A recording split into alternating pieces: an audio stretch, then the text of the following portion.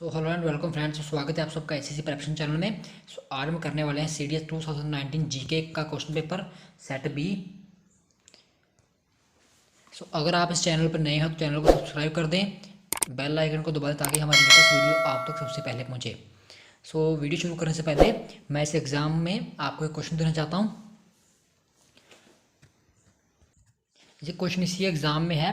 Question है, who is the author of the book pleasures of the people. इस question का answer comment box में लिख दीजिएगा। चलिए शुरू करते हैं हमारा आज का जो क्वेश्चन पेपर। हमारा पहला क्वेश्चन दिया हुआ है, which one of the following is the motto of the NCC.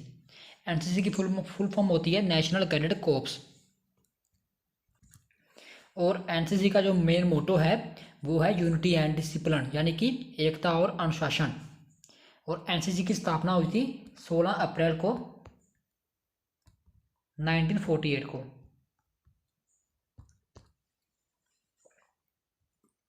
Next है हमारे पास second question, which one of the following departments is not under the ministry of home affairs.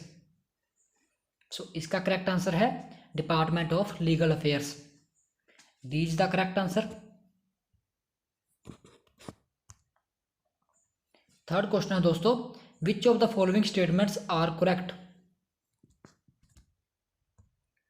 पहली option में दिया हुआ है, ये पहला हमारा पॉइंट है, भारत मरुस्थलीकरण का सामना करने के लिए संयुक्त राष्ट्र कन्वेंशन यूएनसीसीडी का एक हस्ताक्षर करता है। तो वो हस्ताक्षरकर्ता कब बना था, वो 14 अक्टूबर 1994 को सिग्नेटरी बना था यूएनसीसीडी का। और सेकंड हमें दिया हुआ है, गृह मंत्रालय यूएनसीसीडी के लिए भारत सरकार का केंद्रक मंत्रालय है। सेकंड पॉइंट में बोला है, जो मिनिस्ट्री ऑफ होम अफेयर्स है वो यूएनसीसीडी के लिए भारत सरकार का एक नोडल मंत्रालय है, नोडल मिनिस्ट्री है। लेकिन ये ऑप्शन करेक्ट नहीं है। क्योंकि ऑप्शन क्यों नहीं करेक्ट है, क्योंकि जो ministry of environment forest and climate change है वो नोडल मिनिस्ट्री है, ठीक है, यूएनसीडी के लिए। Ministry of Environment, Forests and Climate Change is the nodal ministry to implement the provision of UNCCD. Therefore, the second statement is wrong. India has recently hosted the 14th conference of parties of the UNCCD in Greater Noida. हमारा केवल एक option सही है, हमारा correct answer हो जाएगा A option, केवल 1। Next question is question number 4. Under which one of the following articles of the Constitution of India a statement of estimated receipts and expenditure of the Government of India has to be laid before the Parliament in respect of every financial year? तो ये किस article के under आता है, ये आता है article 1112, यानी कि 102 यानी कि 112 आर्टिकल्स के अंडर आता है, जो रन करता है 1 अप्रैल से 31 मार्च तक इन एवरी फाइनेंशियल ईयर। हमारा करेक्ट आंसर हो जाएगा C option, article 112। The next question is question number 5, the South Asian Association for Regional Cooperation was founded in. तो correct answer is Dhaka, Bangladesh. हमारा करेक्ट आंसर हो जाएगा D option, Dhaka, Bangladesh. And South Asian Association for Regional Cooperation was founded in 8 December 1985 in Dhaka, Bangladesh. South Asia के देशों के बीच सामूहिक आत्मनिर्भरता को बढ़ावा देना और मजबूत करना इसका एक मेन रोल है। और next question is question number 6, which one of the following countries is not a founding member of the new development bank. तो जो न्यू डेवलपमेंट बैंक है, जो new development bank is formerly referred to as to BRICS development bank and it is established by BRICS state according to agreement on the NDS national development bank. The bank shall support public and private projects through loans, granted equity participation and other financial instruments. जो BRICS है BRICS में कौन कौन सी country आती हैं? एक आती है ब्राज़ील, दूसरी आती है रशिया, तीसरी इंडिया, फिर चाइना और फिर आती है हमारे पास साउथ अफ्रीका। ये 5 कंट्री से ब्रिक्स का पार्ट है, ब्रिक्स डेवलपमेंट बैंक का। सो हमारा ऑप्शन में कौन सा आ गया? एक ब्राज़ील आ जाएगा, एक रशिया, एक इंडिया। तो इसमें कनाडा पार्ट नहीं है, लेता है। सो हमारा बी ऑप्शन हमारा करेक्ट आंसर हो जाएगा इस क्वेश्चन के अकॉर्डिंग। सो बी हमारा करेक्ट आंसर हो जाएगा। And BRICS had been founded on 15 July 2014। Our next question is question number 7th. The Public Financial Management System (PFMS) is a web-based online software application designed, developed, owned and implemented by the. So हमारा correct answer है controller general of accounts यानी कि CGA। Department of expenditure, ministry of finance, government of India. So हमारा correct answer है C option, controller general of accounts. Next question is question number 8। Match list 1 with list 2 and select the correct answer using the code given below the lists. National Institute of Ayurveda is located at Jaipur. A's correct answer is 4th option, Jaipur, Rajasthan, and it is established in 1946. Next हमारे पास B option है national institute of homeopathy. National institute of homeopathy has been located in Kolkata. Option number 3 is correct answer and it has been established in 10th December 1975. Next is National Institute of Unani Medical. National Institute of Unani Medical has been located at Bangalore. So 2 is correct answer. It is established in 1984. Next D option, National Institute of Siddha. It is located at Chennai, Tamil Nadu. So हमारा 1 option correct answer हो जाएगा Tamil Nadu. So हमारा correct order इस सब को मिला के क्या बन जाएगा? ऑर्डर हमारे पास बन जाएगा 4 3 2 1, जो मैं दिया हुआ सी ऑप्शन में 4 3 2 1। नेक्स्ट क्वेश्चन पे चलते हैं और next question is which of the following statements about invest India is correct? Investment India is national investment promotion and facilitation agency. So हमारा करेक्ट आंसर हो जाएगा both 1 and 2। C option is correct answer. It is a joint venture not for profit company and it is the national investment promotion and facilitation agency of India. So हमारा correct answer हो जाएगा C option, both 1 and 2। बढ़ते हैं next question की ओर। Next question is question number 10th। The national dope testing laboratory functions under. National dope testing laboratory is at New Delhi.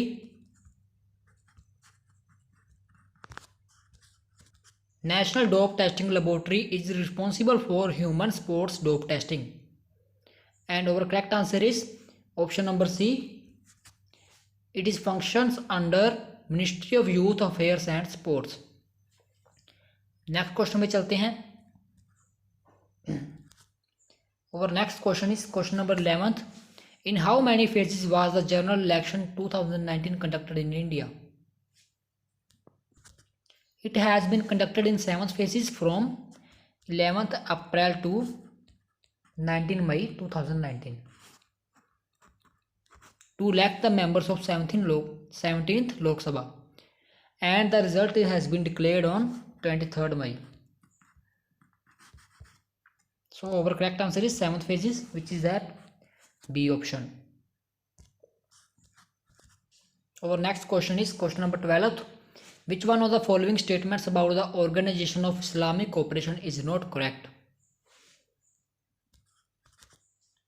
पहली option में दिया हुआ है its permanent secretariat is located at जेड्डा।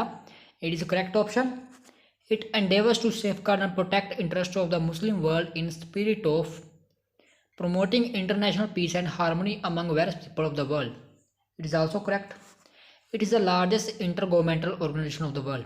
This is not correct because it is the second largest intergovernmental international organization in the United Nations after the United Nations. So because United Nations is the first largest intergovernmental international organization, and Organization of Islamic Cooperation has been founded in 1969, and 57 members from Muslim world are there in organization.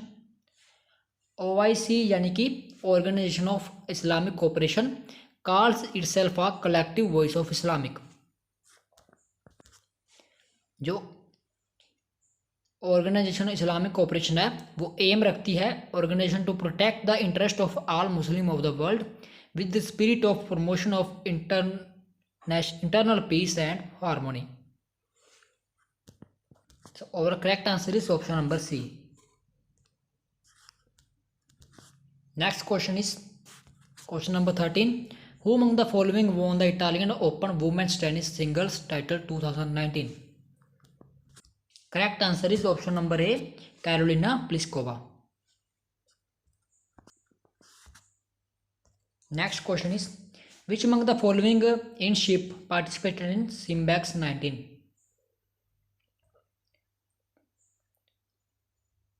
Simbex 19 is the naval exercise. Simbex stands for Singapore India Maritime Bilateral Exercise, and it has been held on 16 May to 22 May 2019. And the ships has been participated in that are INS Kolkata and INS Shakti. So our correct answer is option number 1 and 2. B is the correct answer, 1 and 2 only. So बढ़ते हैं next question की ओर. Triples is a new format of 15 question is the correct answer is badminton. D is the correct answer क्योंकि air badminton and triples are two new formats introduced by badminton world federation. जो triple होता है उसमें जो game badminton होती है वो played between 3 players. 3 players में गेम खेली जाती है. नेक्स्ट क्वेश्चन पे चलते हैं. Next question 16 is who among the following was the chairman of the committee on deepening digital payments appointed by the RBI? The correct answer is Nandan Nilekani. And कब उन्हें chairman मिली थी, chairmanship वो मिली थी जनवरी 2019 को. और जो committee on deepening digital payments का जो रोल है, जो काम है, वो है भुगतान के डिजिटलीकरण को प्रोत्साहित करने और डिजिटलीकरण के माध्यम से वित्तीय समावेशन को बढ़ाने का काम करती है. इसका मुख्य काम डिजिटल पेमेंट्स के में काम करना है. और next question is Sasakawa award of United Nation is given in recognisation of work done in the field of.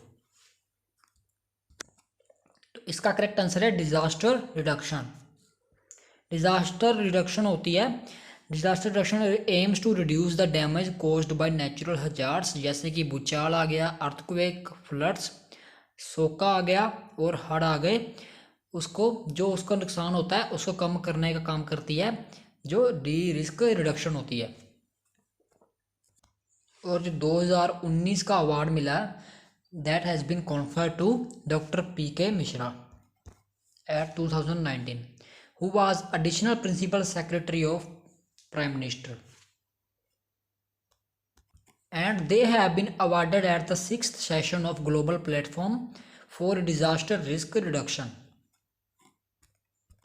Our next question is who was India's GS Lakshmi in news recently?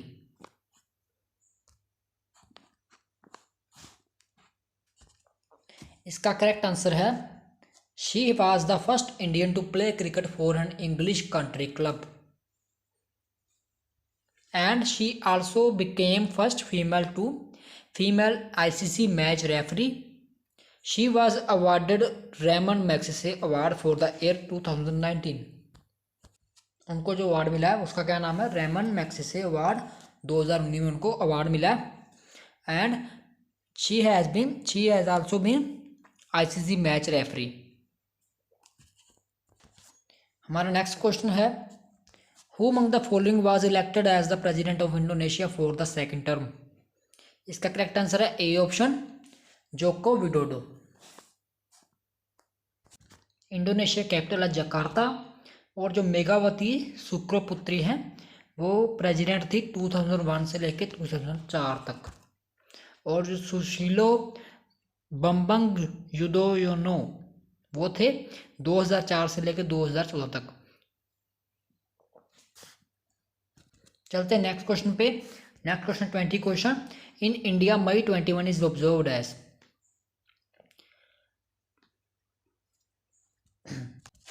तो हमारा correct answer है national anti terrorism day.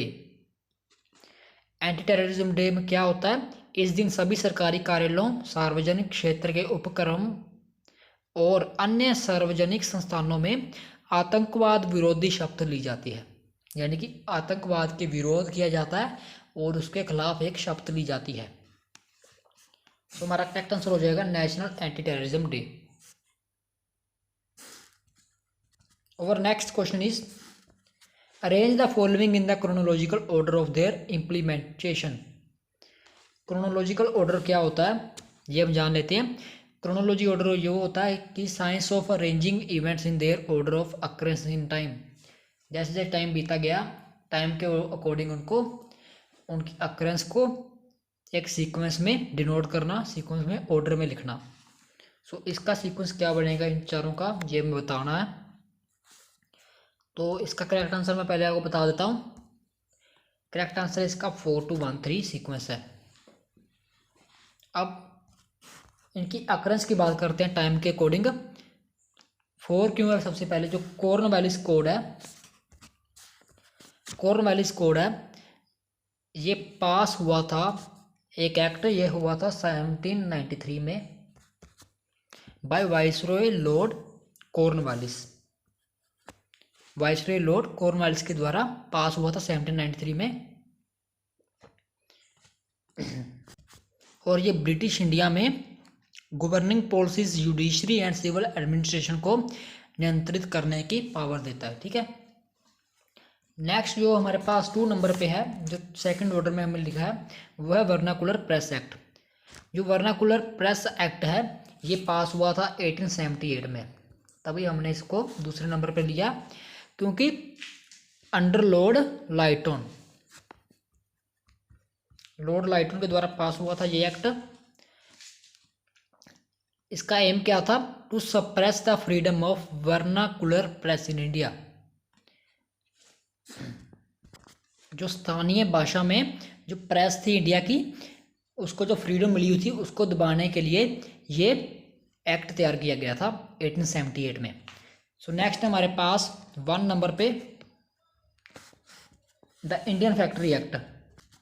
The Indian factory act जो वो पास हुआ था 1881 में bye Lord Ripon के द्वारा पास हुआ था। And this act is aim to regulate factory working hours. और नेक्स्ट हमारे पास बच गया third option, the Morley Minto reforms. Morley Minto reforms है वो अनाउंस हुआ था 1909 में, इसलिए ये हमारा इस ऑर्डर का लास्ट ऑर्डर बन गया। Which started communal electorate by announcing separate Muslim electorate in British India. So next question पे चलते हैं। तो हमारा इस क्वेश्चन का करेक्ट आंसर मैंने पहले बता दिया, ए ऑप्शन हो जाएगा। और next question is question number 22, article 371A of the Constitution of India provides special privileges to। इसका करेक्ट आंसर हो जाएगा ए ऑप्शन, नागालैंड, क्योंकि ये नागालैंड को विशेष दर्जा देता है कि जिसमें उन्हें धार्मिक या सामाजिक प्रथाओं, नागरिक और आपराधिक न्याय के प्रशासन जैसे कि भूमि के हस्तांतरण जैसे मामलों पर संसद के लिए राज्य विधानसभा की सहमति की आवश्यकता होगी। कोई भी मामला होगा जिसमें संसद को राज्य विधानसभा की सहमति लेना बहुत जरूरी आवश्यक हो जाएगा। ठीक है, तो इस आर्टिकल में ये बताया गया 371 में। तो ये किसे ज़्यादा दर्जा देता है, किसके लिए विशेष दर्जा देता है? तो देता है नागालैंड को। ये option is the correct answer. Next question है हमारे पास, how many zonal councils were set up vide part 3 of the states reorganisation act 1956? इसका करेक्ट आंसर है 5। D is the correct answer. अब बात करते हैं स्टेट रीऑर्गेनाइजेशन एक्ट 1956। ये भारत के राज्यों और क्षेत्रों की सीमाओं का एक बड़ा सुधार है और उन्हें भाषाई आधार पर व्यवस्थित करता है। ठीक है, 1956 में जो बना था एक्ट, ये राज्यों और क्षेत्रों की सीमाओं का जो सीमा बॉर्डर है उनमें एक बड़ा सुधार करता है और उन्हें भाषाई आधार पर व्यवस्थित भी करता है। ठीक है, व्यवस्थित करता है। नेक्स्ट है 24th question, which provision of constitution of India provides that president shall not be answerable to any court in India for the exercise of power is the office. Question में बताया गया जो कौन सा आर्टिकल है जिसमें president को जवाबदेही नहीं देनी पड़ती है। बी उस आर्टिकल में ये लिखा हुआ है कि प्रेसिडेंट अपने काम के लिए, ऑफिस के काम के लिए जवाबदेही नहीं होगा।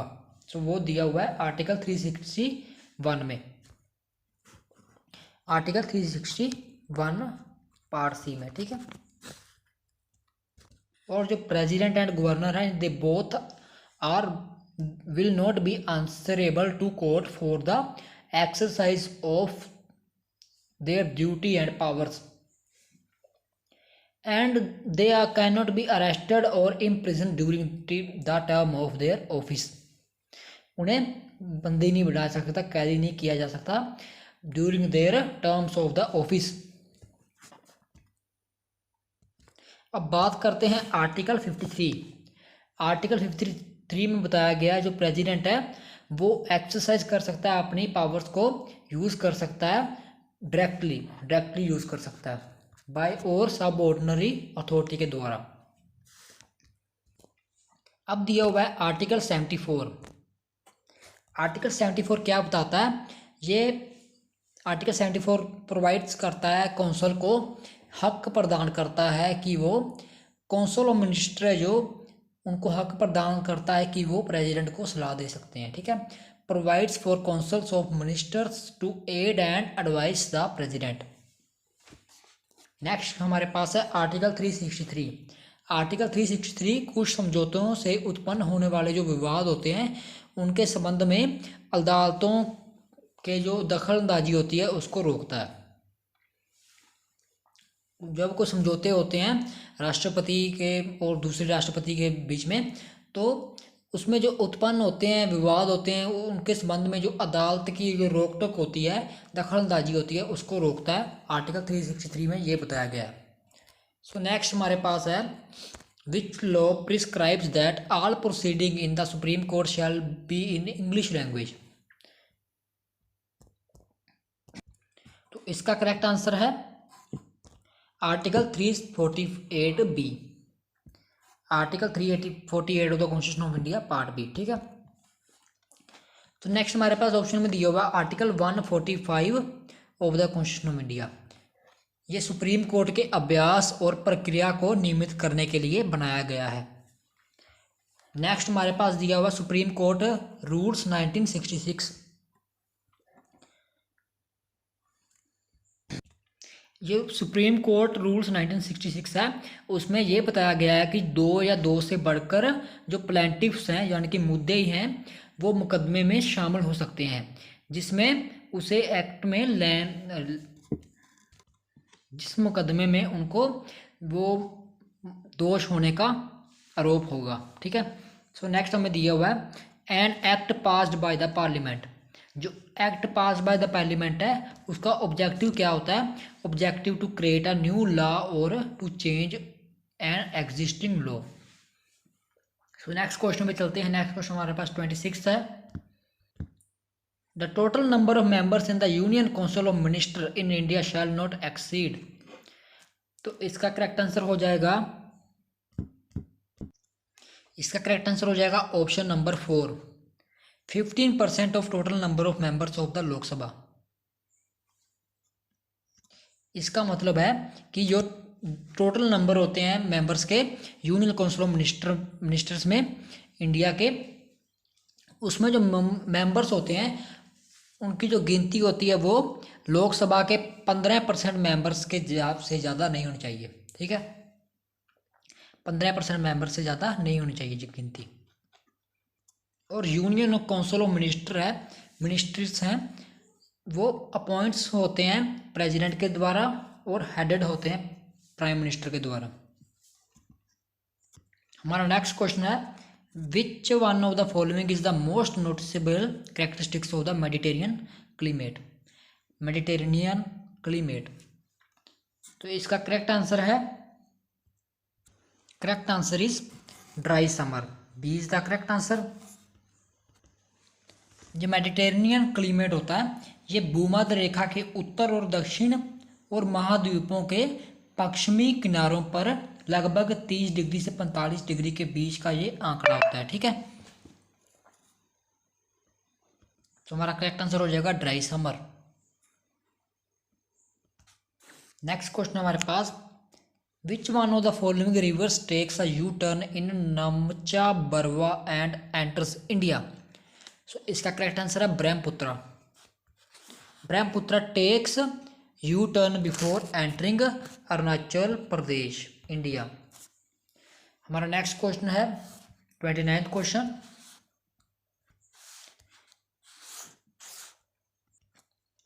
What was the Dutt Bradley thesis.